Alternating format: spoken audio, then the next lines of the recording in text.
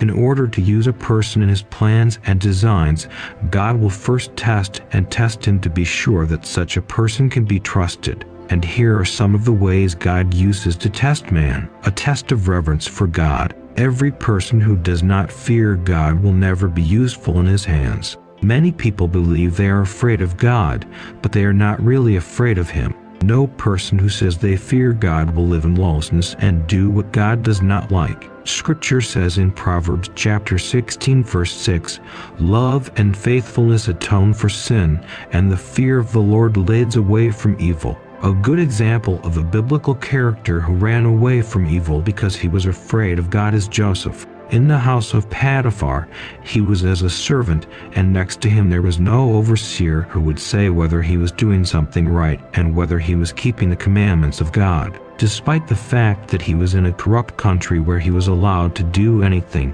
he still did not succumb to temptation and did not violate the commandments of God. But still, God had to put him to the test to see how much he feared God. God allowed Potiphar's wife to come to Joseph and try to seduce him into sexual intimacy. But this is what Joseph answered her, but he refused, saying, "With me, my master cannot take care of anything in the house.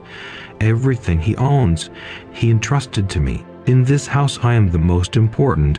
My master denied me nothing but you, because you are his wife. How can I commit such great evil and sin against God?" Genesis chapter 39 verses 8 to 9. Joseph would not take any action to commit adultery with his master's wife because he was so afraid of God. It was the fear and reverence he felt for God that made him flee from Potiphar's wife. And after some time, God did him a great honor by appointing him prime minister of the land of Egypt. For his fear and his reverence, Joseph received a worthy reward.